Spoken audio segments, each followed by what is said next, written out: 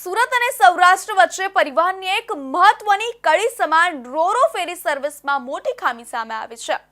ઘોઘાથી સુરત હજીરા આવી રહેલી રોરો ફેરીમાં ટેકનિકલ ખામી સર્જાતા તે 3.5 કલાક સુધી દરિયામાં જ બંધ હાલતમાં ફસાઈ હતી। આ વિલંબના કારણે જે પ્રવાસીઓ અને યાત્રીઓએ ફ્લાઇટની ટિકિટ બુક કરાવી હતી તેમણે સમયસર ન પહોંચી શકવાના કારણે પોતાની ટિકિટો કેન્સલ કરાવવાની ફરજ પડી હતી। રોરો ફેરીના મેનેજમેન્ટ તરફથી કોઈ સંતોષકારક જવાબ ન મળતા યાત્રીઓએ હોબાળો મચાવ્યો હતો।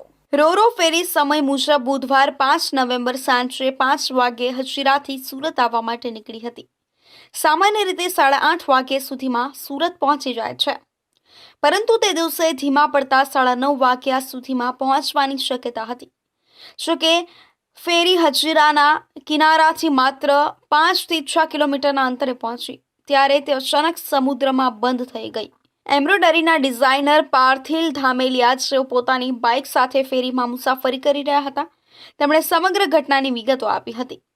પાર્થિલભાઈએ જણાવ્યું કે જ્યારે ફેરી બંધ થઈ ત્યારે અમે સ્ટાફ અને ગાર્ડને પૂછ્યું। તેમણે શરૂઆતમાં માત્ર અડધો કલાકમાં ફેરી ઉપડી જશે તેમ જણાવી દીધું। ટેકનિકલ પ્રોબ્લેમ છે સિવાય કોઈ સ્પષ્ટ જવાબ આપવામાં આવ્યો નહોતો। ફેરીનું મેનેજમેન્ટ વારંવાર ખોટા સમય આપીને યાત્રીઓને ગેરમાર્ગે દોરી રહ્યું હતું।